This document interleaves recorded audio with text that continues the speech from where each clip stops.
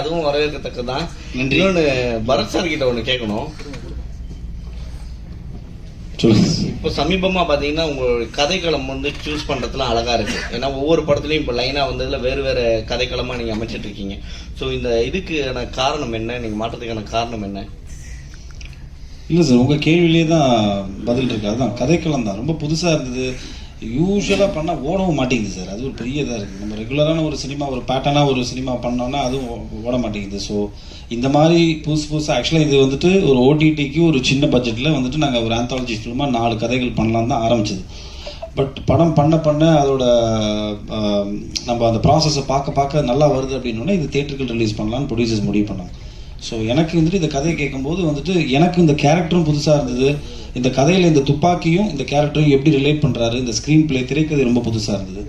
So ஒரு புது முயற்சியாக இருக்கட்டுமே, மக்களுக்கும் வந்துட்டு இந்த முயற்சி புதுசாக இருக்கட்டும். ஏன்னா ஃபர்ஸ்ட் ஆஃப் பார்க்கும்போது நிறைய பேருக்கு என்னடா சொல்லிட்டு இருக்காங்கிற ஒரு சின்ன ஒரு நெருடல் வரும். 4 பேர் கதை இருக்கும், அது பாட்டுக்கு போகும். பட் செகண்ட் ஆஃப் பார்க்கும்போது தான் வந்துட்டு எனக்கு இந்த காளிதாஸில் தான் நடந்தது. ஃபர்ஸ்ட் ஆஃப் பார்த்துட்டு வெளியில் வந்தோடனே ப்ரெஸ்ட்டை கேட்கும்போது என்ன ஜி பார்த்துட்டு சொல்கிறேன் அப்படி போயிட்டாங்க. செகண்ட் ஆஃப் பார்க்கும்போது தான் அந்த ஃபர்ஸ்ட் ஆஃப்லேருந்து என்னென்ன அந்த மாதிரி தான் இந்த படமும். ஸோ இந்த படம் வந்துட்டு அந்த அடிப்படையில் பார்க்கும்போது கதையாக ரொம்ப புதுசாக இருந்தது.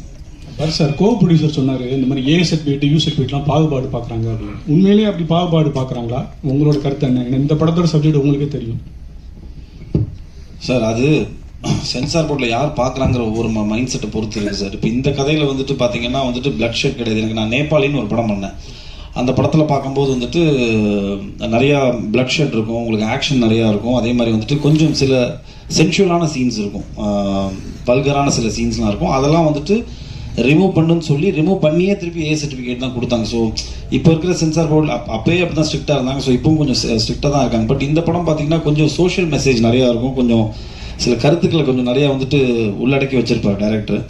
ஸோ பட் என்னை பொறுத்த வரைக்கும் நான் யூஏ தான் எதிர்பார்த்தேன் ஆக்சுவலாக. அப்படி ஒன்றும் பெருசாக ஏ சர்டிஃபிகேட்டுக்கான ஒரு கண்டென்ட் மாதிரி இது தெரியல. பட் அஃப்கோர்ஸ் சென்சார் போர்டோட அந்த மைண்ட் செட்டை பொறுத்து தான் இருக்குது சார். இப்போ டைரக்டர் சார், அதாவது மாநகரம் படத்துக்கு பிறகு ஒரு நீட்ஃபுல்லான ஹைபர்லிக் படமாக இந்த படத்தை நாங்கள் பார்க்குறோம். ஆனந்த ஒரு தயாரிப்பாளராக கிடைச்சது எங்களுக்கு ஃபஸ்ட்டு சந்தோஷமாக இருக்குது சார். ஃபஸ்ட்டு ரிவ்யூ நீங்கள் தான் இப்போ கொடுத்தீங்க. ஏன்னா எங்கள் படத்தை நாங்களே உட்காந்து முன்மொழிஞ்சிட்டு இருக்கோம் மேடையில். நான் தான் சொன்னேன் நிறுத்துங்க, அவங்க பார்த்துட்டு கேட்கட்டும், கேள்வி கேட்டால் தான் ஏதோ ஒன்று சொல்லுவாங்கன்னு. ரொம்ப சந்தோஷம் சார். எங்ககிட்ட இருந்து ஒரு நல்ல தயாரிப்பாளர் வந்திருக்கிறதுல எங்களுக்கு ரொம்ப சந்தோஷம். அவன் டைரக்டர்கிட்ட ஒரு கேள்வி, இந்த படத்தில் வந்து ஒரு துப்பாக்கி பல கதைகளில் டிராவல் ஆகுது. எல்லா கதைகளுக்குமான தீர்வையுமே அந்த துப்பாக்கி தான் தருது. இது வந்து வன்முறையை முன்வைக்கிறது மாதிரி ஆகாதான்? நிச்சயமா கேள்வியில் நியாயம் இருக்கு. அதுக்கு நான் செகண்ட் பார்ட்க்கு ஒரு லீடு வச்சிருக்கேன். ஸோ அந்த செகண்ட் பார்ட்டில் வந்து கண்டிப்பாக அதை வந்து நீங்கள் துப்பாக்கி தீர்வாக இருக்காது அப்படிங்கிறத நம்புற மாதிரி ஒரு கதை பண்ணுவேன் கண்டிப்பாக. பரத் சார், சார் முன்னாடிலாம் உங்களை வந்து கான்டாக்ட் பண்ணோன்னா ஒரு கதாசிரியர் வந்து கதை சொல்லணும், ப்ரொடியூசர் வந்து கதை சொல்லி டேரக்டர் கதை சொல்லும்போது எனக்கு ஃபுல் பிச்சாக வந்து என் ஸ்டோரியில் நான் மட்டும்தான் இப்படின்னு சொல்லிட்டு ஒரு விஷயம் போயிட்டு இருந்தது. ஆனால் இப்போ வந்து நீங்கள் கதை கலகம் வந்து டோட்டலாக மாற்றிட்டீங்க. இப்போ வந்து 4 ஸ்டோரியில் நீங்கள் ஒரு சின்ன பார்ட் தான் பண்ணிருக்கீங்க. இது எப்படி இருக்கு? ஏன்னா இதே மாதிரி டிராவல் பண்ணுவீங்களா இல்லை வந்து திருப்பி ஃபுல் பிக்சர் தான் பண்ண போறேன்னு சொல்லிட்டு ஒரு விஷயம் நடக்க போதா? இல்லையே சார், அப்படிலாம் கிடையவே கிடையாது சார். அப்படின்னா நான் ஒரு வெயில் பண்ணியிருக்க மாட்டேன், ஒரு கடுகு பண்ணியிருக்க மாட்டேன். ராஜகுமாரன் சாரை கூட நடித்தார், வெயில் பண்ணியிருக்க மாட்டேன். இல்லைனா வந்துட்டு ஒரு அழகாக இருக்கிற பயமாக இருக்கிறது ஒரு படம். அருண் குமாராக இருந்த டைமில் நான் அவர் கூட பண்ணேன். ஸோ எனக்கு என்னை பொறுத்த வரைக்கும் ஒரு கதையில் நம்மளுக்கு என்ன இருக்குது, அதே மாதிரி இந்த கதையை வந்துட்டு என்னோட போர்ஷனுக்கு நான் ஹீரோ சார். சின்ன பாட்டு கிடையவே கிடையாது. நீங்கள் இதை ஒரு பொதுப்படையாக பாருங்கள், படமாக பார்க்கும்போது என்னோட போர்ஷனுக்கு நான் ஹீரோ. ஒவ்வொரு போர்ஷனுக்கும் அவங்க வந்துட்டு ஒரு முக்கியத்துவமான ஒரு கதாபாத்திரமாக பாருங்கன்னு தான் சொல்கிறேன். அதான் இது ரெகுலரான ஒரு ஹீரோ ஹீரோயின், ஒரு காமெடியன், ஒரு 4 ஃபைட்டு அந்த மாதிரி பார்க்கணும்னு நினைக்கிறவங்களுக்கு இந்த படம் பிடிக்காது. ஒரு கண்டென்ட் பேஸ்டாக பார்க்கணும், 2 மணி நேரம் வந்துட்டு நம்மளுக்கு ஒரு திரைக்கதை இன்ட்ரெஸ்டிங்கான ஒரு ஃபிலிம் பார்க்கணுன்னா பார்க்கலாம். ஸோ அந்த அடிப்படையில் தான் நான் எப்பவுமே அப்படி தான் பண்ணிட்டு இருக்கேன் சார். என்னோட பேட்டர்ன் ஆஃப் ஃபிலிம்ஸ் அப்படி தான் இருந்திருக்கு. ஒரு சில படங்கள் ஆமாம் ஹீரோயிசம் ஃபிலிம்ஸ் பண்ணி ஆகணும் சார், கமர்ஷியலுக்கு நம்ம பண்ணி தான் ஆகணும். ஸோ அப்படி தான் நான் அதை பார்க்குறேன். டைரக்ட் சார், இது ஸ்டார்டிங் ஓப்பனிங்ல ஒரு இன்சிடென்ட் சொல்லியிருப்பீங்களே, அது ஆக்சுவலா ஒரிஜினல் நடந்தது தானே? ஆனா அது கேஸ் இதுவாயிருக்கு. நான் நீங்க சொல்றது வந்து சினிமாட்டிக்கா நீங்க அந்த புல்லட் மட்டும் வெளியில வந்துருச்சு அப்படின்றத மட்டும் நீங்க எடுத்திருக்கீங்கல்ல, அதை மையப்படுத்தி தானே எடுத்திருக்கீங்க? ஆமாம், அதை மையப்படுத்தி தான் எடுத்திருக்கேன். அதில் ரைஃபிள் இருக்கும். இதில் வந்து கதைக்காக நான் என்ன பண்ணேன், 9mm பிஸ்டலாக மாற்றிக்கிட்டேன். சரி, அஞ்சலி நாயர் கூட ஒரு கேரக்டர் ரெடி பண்ணிருக்கீங்களா? அது அவங்க கிட்ட சொல்லும் போது அவங்க என்ன இது காமிச்சு உங்ககிட்ட ரியாக்ஷன் ஏதாவது இருந்தது அவங்க பேசும்போது? எனக்கு கதை அவ்வளவு போல்டா இருக்கும் அதுல. ஏன்னா அவங்க ஒரு ஹஸ்பண்டை தாண்டி இன்னொருத்தங்க நம்மள யூஸ் பண்றாங்கன்றது தெரிய வரும்போது ரொம்ப இதுவா இருக்கும்ல. சோ அது அவங்க எப்படி எடுத்துக்கிட்டாங்க நீங்க சொல்லும் போது கதையை? உடனே ஒத்துக்கிட்டாங்க கதை சொன்ன உடனே. இதுக்கு முன்னாடி ஒரு 2-3 ஆர்டிஸ்ட் சொன்னேன், அவங்க வந்து கொஞ்சம் பயந்துட்டாங்க, இது வேற மாதிரி ஏதாவது வந்துருமோ அப்படின்னு பயந்துட்டாங்க. அப்புறம் அஞ்சலிக்கிட்டே சொல்லும்போது பார்த்தீங்கன்னா வந்து வாட்ஸ்அப்பில் தான் சொன்னேன், வீடியோ காலில் தான் சொன்னேன். கதை கேட்டோன்னா கிளைமேக்ஸ் கேட்டோன்னா ஒத்துக்கிட்டாங்க, நான் பண்ணுறேன்னு சொன்னாங்க. அஞ்சலி மேடம், நீங்க நெடுநல் வார்டு வந்து அவ்வளவு ஹோம்லியா நடிச்சீங்க. இது வந்து கதை சொல்ல வேண்டாம், அதிகமா வன்முறை எடுத்தது நீங்க தான். இந்த இதை எப்படி பாக்குறீங்க? சி ஆஸ் அன் ஆக்டர் நமக்கு புதுசா ரோல் பண்ண நிறைய ஆசை இருக்கும். நானே இந்த இண்டஸ்ட்ரி வரும்போது நான் பார்க்குறது சேம் ஸ்டோரி சேம் ஸ்கிரிப்ட் பண்ணுற மாதிரி எனக்கு தோணுச்சு. சார் இந்த கதை சொல்லும்போது அஃப்கோர்ஸ் என் மனசில் எனக்கு தோணுச்சு ஆடியன்ஸ் எப்படி பார்ப்பாங்க. பிகாஸ் ஆடியன்ஸ்க்கு நான் இது வரைக்கும் பண்ணுற படம் தேவன் இமேஜ் அது பாசிட்டிவாக எடுத்துக்கலாம், நெகட்டிவாக எடுத்துக்கலாம். பட் நான் ஆஸ் அன் ஆக்டர் எனக்கு அந்த ஸ்டோரி கன்வின்சிங்காக தோணுச்சு. அதுவும் தாண்டி டிரெக்டர் கிட்ட I had trust like he will take it properly. So I think actually நீங்கள் தான் என்கிட்ட சொல்லணும் உங்களுக்கு எப்படி பிடிச்சிருக்குன்னு. பிடிச்சிருக்கா? தேங்க்யூ. டேரக்டர் சார், சார் படத்தில் வந்து ஒரு பார்ட் வந்து ஜாதி சம்மந்தமாக ஒரு விஷயம் வச்சுருக்கீங்க. எப்பவுமே வந்து ஜாதியை பற்றி பேசினாவே நான் என்னென்னா ஒரு லெவலில் வந்து கொஞ்சம் ஏற்றி சொல்லுவாங்க. ஆனால் நீங்கள் சட்டெல்லாம் சொல்லியிருக்கீங்க. ஆனால் வந்து அந்த ஜாதி பெருமையை காட்டுறதுக்காக ஒருத்தர் சொல்கிற போது இந்த இடத்துல அந்த சோஷியல் இஷ்யூஸ் இங்கே நிறைய இருக்குது, சரிங்களா? அது ஏதாவது உங்களுக்கு வந்து பாதிக்குமா? இல்லை புரியல, உங்க கேள்வி எனக்கு புரியல, சாரி. இல்லை என்னன்னா இப்போ வந்து ஜாதி பெருமை பேசுகிறவங்க தான் வந்து கீழ்மட்ட ஜாதியை வந்து கொல்றாங்கன்னு சொல்லிட்டு ஒரு விஷயம் வச்சிருக்கீங்க. ஸோ அது வந்து இந்த கொல்றதுனால இப்போ இருக்கிற சிச்சுவேஷனுக்கு, ஏன்னா இப்போ இருக்கிற வந்து ஜாதி நீங்கள் கூட பார்த்துருப்பீங்க மலம் கலந்த விஷயம்லாம் நடந்திருக்கு. ஸோ இந்த விஷயம் வந்து இந்த படத்துக்கு பாதிக்குமா? கண்டிப்பாக பாதிக்காதுங்க, நான் அப்படி ஒன்றும் சொல்லி இல்லை. என்னன்னா ஜாதி பெருமை பேசுறவங்க தான் வந்து ஜாதி கீழே இருக்கிறவங்க வந்து கொல்றாங்க, சரிங்களா? ஏன்னா அவங்க எதிர்க்க முடியாத லெவல்ல வந்து கீழ் ஜாதி ஆளுங்க இருக்காங்களா? இல்லை அப்படிலாம் இங்கே யாருமே இல்லை. இப்போ இந்த கதைக்கு அது தேவைப்பட்டுச்சு அப்படின்றதுனால தான் அதை வச்சேனே தவிர அப்படி யாரும் இல்லை. இங்கே ஓரளவுக்கு எல்லாமே படிக்க ஆரம்பிச்சிட்டாங்க. எல்லாமே ஓரளவுக்கு சென்னையை பொறுத்த வரைக்கும் அந்த பாகுபாடு கொஞ்சம் ஓரளவுக்கு கம்மியாக தான் இருக்குது. சென்னையில் நான் சென்னையில் பிறந்து வளர்ந்தேன், அதனால அப்படின்னு நினைக்கிறேன். சார், இந்த கதையிலே வந்து அபிராமியோட கதை தான் எனக்கு ரொம்ப பிடிச்சிருந்தது. காரணம் என்னன்னா துப்புரவு தொழிலாளர்னால அவ்வளோ போதிய அறிவு இல்லாதவங்க, படிப்பு இல்லாதவங்க அப்படியான ஒரு சித்திரம் இருக்கும்போது ஒரு பையனை கூட திருநங்கையா மனப்பூர்வமா ஏத்துக்கிற ஒரு தாயா ஒரு புதிய விஷயமா சொல்லியிருந்தீங்க. அது மட்டும் இல்லாம திருநங்கைக்கும் அவருடைய உடம்பு வந்து சுத்தமா இருக்கணும்னு விரும்புறாங்க. குறிப்பா சொன்னா அவங்களுக்குமே கர்ப்பம் இருக்கு அப்படிங்கிற ரீதியில ரொம்ப புதிய விஷயம் சொல்லியிருக்கீங்க. இந்த விஷயம், இந்த நபர்களை நீங்க யாராவது சந்திச்சிருக்கீங்களா, இல்ல முழுக்க இது உங்களுடைய கற்பனையா? இல்ல கற்பனையா இருக்கு, நம்ம படிக்கிறோம் இல்லைங்களா. ஸோ இதை சார்ந்த சில புத்தகங்கள் படிக்கும்போது அதன் வர தாக்கம் தான் எனக்கு. சார் நிறைய இந்த திருநங்கைகள் நம்ம பார்க்கும்போது பார்த்தீங்கன்னா ரோட்டில் பிச்சை எடுக்கிற மாதிரியும் பாலியல் தொழில் பண்ணுற மாதிரியும் பார்த்துட்டே இருக்கும். ஸோ அவங்க வந்து அவங்களுக்கு இதை விட நிறைய படிக்கிறவங்க இருக்காங்க, ரைட்டர்ஸாக நிறைய பேர் இருக்காங்க. ஸோ அவங்களும் நான் நிறைய மீட் பண்ணியிருக்கேன், அவங்களாம் பேசியிருக்கேன், பழகியிருக்கேன். ஸோ அந்த தாட் நமக்குள்ளே இருந்துகிட்டே இருக்கும். ஸோ வேறு மாதிரி எதாவது காட்டலாமே அப்படின்றதுக்காக தான் அவங்க வந்து எப்படி மாறுறாங்க அந்த பக்கமே நான் போகிறேன். ஆடியோ லான்ச்ல வரல, இங்கேயும் வரல, ஏன், என்ன காரணம்? திருநங்கை நடிச்சாங்கல்ல? இல்லை, நாங்கள் இன்வைட் பண்ணியிருக்கோம். அந்த லாஸ்ட் டைமாக இன்வைட் பண்ணோம், இப்போ இன்வைட் பண்ணால் கொஞ்சம் பிஸியாக இருக்காங்க. அவங்க வந்து மிஸ் யூனிவர்ஸ் வந்து செகண்ட் பிளேஸ் வின் பண்ணியிருக்காங்க. ஸோ அதனால் வந்து நிறைய அவங்களுக்கு அந்த ஆட் ஃபிலிம்ஸும் நிறைய வருதுன்னு நினைக்கிறேன். அதனால் அவங்க மாடலாக இருக்காங்க அவங்க. சார், 4 கதைகளையும் ஒன்னோட ஒன்று இணைச்சிருக்கீங்க. அதே சமயத்தில் ஒவ்வொரு கதைக்கும் ஒரு முடிவு வச்சுருக்கீங்க. இந்த கதை வந்து கரெக்டாக சுவாரஸ்யமாக இருக்குமா அப்படின்னு எந்த நொடியில் நீங்கள் நினச்சிங்க? சார், ஒவ்வொரு கதையும் வந்து பண்ணும்போது பார்த்தீங்கன்னா சுவாரஸ்யமாக முதல்ல எனக்கு இருக்கணும். அந்த முடிவு நான் ஒரு கதை பண்ணும்போதே இது சுவாரஸ்யமாக எனக்கு இருந்தால் தான் நான் அந்த கதையை வந்து மற்றவங்க சொல்லவே ஆரம்பிப்பேன். நான் எழுத மாட்டேன், முதல்ல வந்து எனக்குள்ள ஒரு மைண்டுக்குள்ள ஒரு கதையை வந்து வடிவமைச்சிருவேன், அப்புறம் கேரக்டர் வடிவமைச்சிருவேன். அதுக்கப்புறம் தான் வந்து மற்றவங்கிட்ட ஷேர் பண்ணுவேன். சுவாரஸ்யம் வந்த அப்புறம் தான் நான் அவங்ககிட்ட ஷேர் பண்ணுவேன். சார், 4 ப்ரொடியூசர்ல ஒரு ப்ரொடியூசர் சொன்னாரு, இங்கே 4 ப்ரொடியூசர் ஒரு ப்ரொடியூசர் சொன்னாரு. என்ன சொன்னாருன்னா, ஸ்டேஜ்ல இந்த படத்துல வந்து எனக்கு வந்து புரியவே இல்லை, ஏன் ஏசடி கொடுத்தாங்கன்ட்டு. நீங்க கதை சொல்லும் போது கண்டிப்பா இந்த கண்டென்ட்லாம் சொல்லியிருப்பீங்க. அவர் ஏற்கனவே 7G எடுத்த டைரக்டர் அண்ட் ப்ரொடியூசர், சரிங்களா? அவருக்கே புரியலன்னா மற்றவங்களுக்கு எப்படி புரியும்? ஒரு நிமிஷம் ஐயா, நாங்க ஒரு கேள்வி கேட்கறோம். 4 பேர்கிட்ட தான் பேக்கே இருக்கு. இல்ல புரியலன்னு சொல்ல, இது அந்த அளவுக்கு வன்முறையான கதையும் இல்ல. அந்த அளவுக்கு நம்ம பிளட் ஸ்குவாஷோ இப்போ ரீசெண்டா ஒரு படம் பார்த்தேன், ட்ரில் இந்த பக்கம் போட்டு இப்படி வருது பார்த்தா இதுனா சொல்லி அது யூஏ நம்ம எதுவா சொல்லல. அப்ப நம்ம ரொம்ப எக்ஸ்பெக்ட் பண்ணோம். இதுல வந்து நீங்க இப்போ ஆல்மோஸ்ட் டெலிட்டட் சீன்ஸ் நம்ம நெக்ஸ்ட் பண்றோம். ஒரு 25 மினிட்ஸ் நம்ம கட் பண்ணிடுவோம் ஃபுட்டேஜ். கட் பண்ணிட்டு மறுபடியும் போய் நமக்கு அதே சர்டிபிகேட் தான். அப்ப நம்ம கட் பண்ணாம இருக்கலாம் இல்லையா? அதுவும் வந்து தப்பான இதுல ஆர்குமெண்ட்ஸ் தான், டிஸ்கஷன்ஸ் தான், அதெல்லாம் கட் பண்ணிட்டு சொல்லிட்டாங்க. இது நெக்ஸ்ட் இதுல இன்னும் நம்ம அதில் என்னென்ன சேஞ்சஸ் பண்ணிருக்கோம் சொல்லிட்டு நாங்க நெக்ஸ்ட் இதுல சொல்றோம். அதை டைரக்டர் சொன்னதா நல்லா இருக்கும். சார் 20 நிமிஷம் வந்து இந்த படத்தோட ஃபுட்டேஜ் வந்து எடிட் பண்ண வச்சிருக்காங்க. அதாவது பிளட்னால ஏதோ ஒரு காரணத்தினால பண்ணிருக்காங்கன்னு சொல்றீங்க. அப்ப சின்ன படங்களை வந்து சென்சார் வந்து வஞ்சிக்குதா சார்? இது என்னதான் கேட்டீங்களா? எனக்கு தானே. ஓகே சார், இது வந்து எனக்கு முதல் படம்ன்றதுனால எனக்கு அது தெரியல. நான் இப்போ அங்கே போனேன், உனக்கு யூஏ வேணுமா ஏ வேணுமான்னு கேட்டாங்க. ஸோ யூஏனா இவ்வளோ கட்டு இருக்கு, ஏன்னா இவ்வளோ கட்டு இருக்குனாங்க. யூஏல பார்த்தீங்கன்னா கண்டென்ட்டே வந்து அவங்க வந்து தூக்க சொல்கிறாங்க. ஒரு கண்டென்ட்டே இப்போ அஞ்சலியோட போர்ஷன் பார்த்துருப்பீங்க, அதில் முக்கியமான போர்ஷன்லாம் வந்து கட் பண்ண சொல்கிறாங்க. ஸோ அப்படிலாம் வந்து படம் பார்க்குற சுவாரஸ்யமே இருக்காது.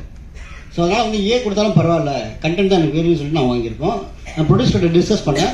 அவர் என்ன சொன்னார், ஸ்ட்ராங்காக சொன்னார், நீங்கள் வாங்க பரவாயில்ல பார்த்துக்கலாம் அப்படின்னு சொல்லிட்டு. சார் இன்னொரு கேள்வி சார், இப்போ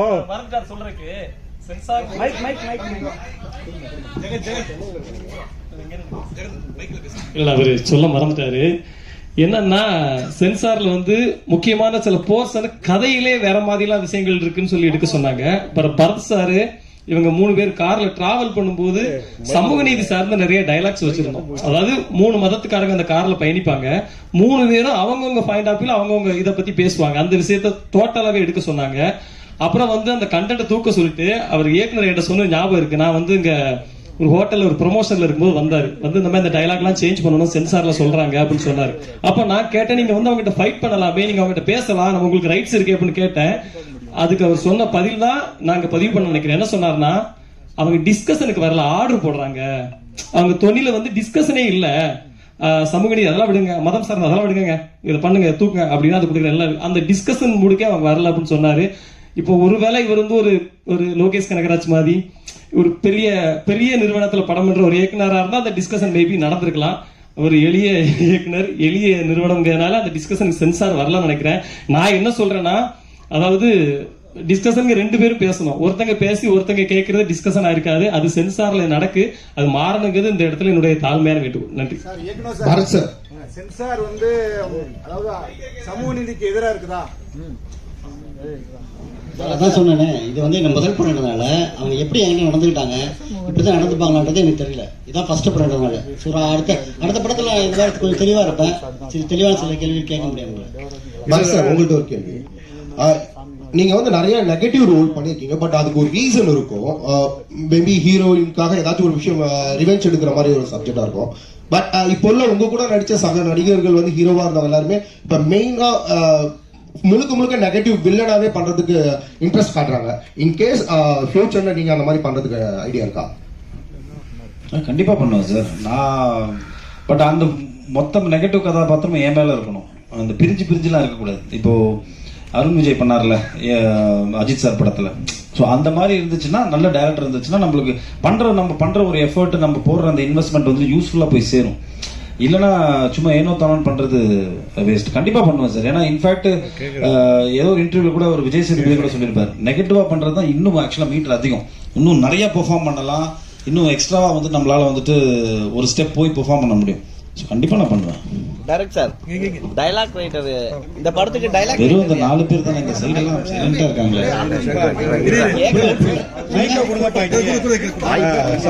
டயலாக் ரைட்டர் வந்து ஜெகன் கவிராஜ். இல்ல இப்போ வந்து பாத்தீங்கன்னா தமிழ் இண்டஸ்ட்ரியில மூவிலாம் சரியில்லை அப்படின்னு மற்ற இண்டஸ்ட்ரி சொல்லிட்டு இருந்தாங்க. இப்போ ஒரு 2 வீக்ஸா பாத்தீங்கன்னா சின்ன படங்கள் வந்து டைலாக்கும் சரி படமும் சரி எல்லாருமே உட்கார வச்சு ஒரு கதைக்களமா காட்டிட்டு இருக்கீங்க. அதுல முக்கியமா அபிராமி தான் அவர் சொன்ன மாதிரி. அதுல அவங்க அந்த துப்பாக்கி எடுக்கிற லாஸ்ட் சீன்ல ஒரு டைலாக் சொல்லியிருப்பாங்க, அது கரெக்டா அந்த இடம் புரிந்து இருந்தது. அதை எப்படி சூஸ் பண்ணீங்கன்னு தெரியல. இல்ல அது வந்து நாங்க டிஸ்கஸ் பண்ணோம். முதல்ல டிஸ்கஸ் பண்ணிட்டு இது அதிகமா வந்து நான் இவர்கிட்ட ஜெகன் கிட்ட தான் நிறைய டிஸ்கஸ் பண்ணுவேன். ஸோ அப்போ வந்து பிளான் பண்ணாமல் இப்படி பண்ணலாமான்னு கேட்டேன். ஸோ உடனே அதுக்கேற்ற மாதிரி ஒரு டைலாக் அவர் தான் சொன்னார் அந்த இடத்துல. ஸோ அது பொருத்தமாக இருந்துச்சு கதைக்கு. சார் ஒரு கேள்வி, அதான் இந்த சர்டிஃபிகேட் சென்சார் சர்டிஃபிகேட் படிச்சுதான் இப்போது சர்டிஃபிகேட் கொடுத்தாங்க, நீங்கள் பேசாமல் வந்துட்டீங்கன்னு சொன்னீங்க. பட் இதே மாதிரி சூப்பர் ஸ்டார் படங்கள், அப்புறம் பெரிய டைரக்டர் சங்கர் போன்ற படங்கள்லாம் இதை விட பெரிய வன்முறைகள்லாம் இருக்குது, படங்கள்ல இருக்குது. பட் அதுக்கு வந்து சர்டிஃபிகேட்டே கொடுக்குறாங்க. அதை பற்றி நீங்கள் ஃபைட் பண்ணாமல் வந்தீங்க, உங்களுக்கு யாராவது அட்வைஸ் பண்ணலையா? அதை பற்றி நீங்கள் அந்த மாதிரி பெரிய டைரக்டர் பெரிய படங்களுக்கு கொடுக்கறத பற்றி நீங்கள் என்ன நினைக்கிறீங்க? இப்போ பெரிய ஹீரோக்கள் படங்களுக்கு சர்டிஃபிகேட் கொடுத்துட்றாங்க, அது எத்தனை பேர் கொண்டாலும் சரி, 100 பேரை கொள்றாங்க, 1000 பேரை கொள்றாங்க, அந்த மாதிரிலாம் நடக்குது. அதுக்கெல்லாம் சர்டிஃபிகேட் கொடுக்குறாங்க. பட் இதில் வந்து அவ்வளோ பெரிய வன்முறையெல்லாம் ஒன்றும் இருந்த மாதிரிலாம் தெரியல. துப்பாக்கி சூடு மட்டும் தான் தெரியுது, வேற ஒன்றும் தெரியல. ஒவ்வொரு படத்தில் 1000 துப்பாக்கி, பல 1000 துப்பாக்கி, பீரங்கெல்லாம் கொண்டு வந்து சுடுறாங்க. ஆனால் இந்த படத்தில் அந்த மாதிரிலாம் ஒன்றும் இல்லை. ஆனால் இதுக்கு சர்டிஃபிகேட் கொடுக்காததுக்கு நீங்கள் என்ன மாதிரி ஃபீல் பண்ணி உங்கள் படக்குழுவோட எண்ணம் என்ன அப்படின்னு சொல்லிட்டு சார், இது வந்து என்னன்னா, இந்த கதை இப்போ ஏற்கனவே சொன்னதான் எனக்கு வந்து என்னன்னா, இப்போ நீங்கள் கண்டென்ட் ரொம்ப ஸ்ட்ராங்காக இருந்ததுனால நான் இந்த யூலாம் பற்றி கவலைப்படல ஃபர்ஸ்ட்டு. இன்னொன்று வந்து இது வந்து பார்த்தீங்கன்னா குழந்தைங்க பார்க்குற படமே இல்லை, இது ஒரு மெச்சூர்ட் ஆடியன்ஸ் பார்க்குற படம் தான். யூஏ கிடைச்சிருந்தா சந்தோஷப்பட்டிருப்பேன். இல்ல பெரிய ஹீரோக்கள் பெரிய சார், அதை பற்றி நான் எனக்கு என்ன சார் தெரியும்? ஒரு கருத்தை நீங்க ஒன்றும் சொல்ல மாட்டேங்கிறீங்களே. கேட்கலாம்ல நீங்க சார், அந்த டிஸ்கஷன் அவங்க வரல. அவங்க இப்போ அந்த டிஸ்கஷனுக்கு அவங்க வரல சார். ஆல்ரெடி கேட்ட கொஸ்டினோட ஒரு கண்டினியூஷன் தான் இது. நீங்கள் துப்பாக்கி வச்சு இது எல்லாத்துக்குமே தீர்வுன்ற மாதிரி சொல்லியிருக்கீங்க. பட் இந்த கதையை டிசைன் பண்ணும்போது நீங்கள் வேற ஒரு மல்டிபிள் ஒரு கிளைமேக்ஸையும் யோசிச்சிருப்பீங்க இல்லையா? ஸோ அப்படி இருந்ததுன்னா இது நீங்கள் என்னவா யோசிச்சுருந்துருப்பீங்க? இந்த துப்பாக்கின்னு ஒன்று இல்லாமல் இது எல்லா பிரச்சனைக்கும் என்ன தீர்வா, ஆல்டர்னேட்டிவா என்ன கிளைமேக்ஸ் யோசிச்சுங்க? தெரியல, எனக்கு அந்த மாதிரி ஐடியாவே இல்லை. பார்ட் 2ல வந்து கண்டிப்பா வன்முறை வந்து தீர்வுன்றதை கண்டிப்பா சொல்றேன். பாஸ் படத்துல அறிமுகமானீங்க, அதே படத்துல தான் சித்தார்த் அறிமுகமானாரு. உங்க படமும் 11ஆம் தேதி ரிலீஸ், சித்தார்த் படமும் மிஷ்யூ ரிலீஸ். இந்த போட்டி எப்படி பாக்குறீங்க? என்ன சொல்லணும்னு நினைக்கிறீங்க? வாழ்த்துக்கள் நண்பா, அவ்வளவுதான். சரி, அவர் படம் வரட்டும், நம்ம படம் வரட்டும், நல்ல படங்கள் ஓடட்டும் சார், அவ்வளவுதான். வாழ்த்துக்கள். முதல்ல படக்குழுவிற்கு வாழ்த்துக்கள். ரொம்ப சிறப்பா இருக்கு படம். இதுல இந்த தமிழ் குடி அப்படிங்கிற வார்த்தை ரொம்ப ரசிப்பா இருக்கு அந்த சீன். அது மூலமா சமூக நீதியை சொல்றீங்க உங்களுக்கு. இயக்குனருக்கு தான் கேட்கிறேன். நான் நீங்க உடனே கொடுத்துருவோம். இல்ல, அவர் அந்த பக்கம் இந்த பக்கம் பாக்குறாரு. அது வந்து பாத்தீங்கன்னா சீமான் தான் தமிழ் குடின்னு பாரு. அப்ப அவரை மனசுல வச்சுதான் அந்த ஒரு இதுக்கு பதில் சொல்லி இருக்கிறீங்களா? அப்படியெல்லாம் ஒன்றும் இல்லை சார். நம்ம சமூகத்தில் நம்ம படிக்கிறது, பார்க்கறது, பேசுறது. ஸோ நான் எங்கள் ஃப்ரெண்ட்ஸ்குள்ளே நிறைய டிஸ்கஷன் இது சம்மந்தமாக நிறைய நடக்கும். ஸோ அதுதான் இந்த கதையில் வச்சுனே தவிர வேற ஒன்றும் புதுசாலாம் ஒன்றும் இல்லை சார். படத்தில் வந்து பெரியார் புத்தகம், அம்பேத்கர் புத்தகம் காமிச்சிருந்தீங்க, மகிழ்ச்சி. அப்புறம் அதில் ஒரு கேள்வி, சமூக போராளியா தனியா கேரக்டர் இருந்துச்சு, அதை பற்றி ஒரு முழுமை இல்லையே, ஏன் அடுத்த பாட்டில் இருக்கா சார்? அந்த இது வந்து நம்ம கர்நாடகாவில் நடந்த ஒரு ரைட்டரோட பற்றின ஒரு ரைட்டரோட கொலை பண்ணியிருப்பாங்க. ஸோ அது வந்து அந்த இன்டெரக்டாக தான் அதில் சொல்லியிருக்காங்க. ஸோ அந்த சமூக நீதி அக்கறை வந்து பார்த்தீங்கன்னா எல்லா இயக்குனருக்கும் வேணும். ஸோ எனக்கும் அதை கொஞ்சம் இருந்ததுனால நான் அதை ட்ரை பண்ணியிருக்கேன். இது அது பெங்களூர் பத்திரிகையாளர் இன்சிடென்ட்டா சார்? இது சார் அவரோட இன்சிடென்ட் தானே? ஆக்சுவலி ஃபைனலாக ஒரு சின்ன வேண்டுகோள். ஆனந்துக்கு அது வேண்டுகோள் இல்லை, சொல்றேன். ஆக்சுவலா வந்து இந்த படத்துடைய கிளைமாக்ஸ் எங்கிருந்து எந்த இடத்த டிராவல் ஆகுது அப்படிங்கறத ரிவீல் பண்ண வேண்டாம். டிராவல் ஆகிறது தான் கதைன்னு சொல்லுங்க, அதை கொஞ்சம் ரிவீல் பண்ண வேண்டாம். ஒரு 4 ப்ரீ கிளைமேக்ஸ் இருக்கும், ஒரு கிளைமேக்ஸ் இருக்கும். தயவுசெய்து அதை மட்டும் கொஞ்சம் எழுதாம எழுதுனீங்கன்னா கொஞ்சம் மகிழ்ச்சி. அப்புறம் இன்னொன்று வந்து இந்த படம் வந்து ஆரம்பிக்கும் போது இது தனித்தனியா படமா வந்து ஃபைனலா அந்த கிளைமேக்ஸ் ஒன்னாக்குறதா தான் இருந்துச்சு. பிரசாத் சாரும் ஆனந்தம் தான் வந்து இப்படித்தான் போகணும் அப்படின்னு ஒருத்த காலில் நின்று அதை கொண்டு வந்தாங்க. அது அவங்க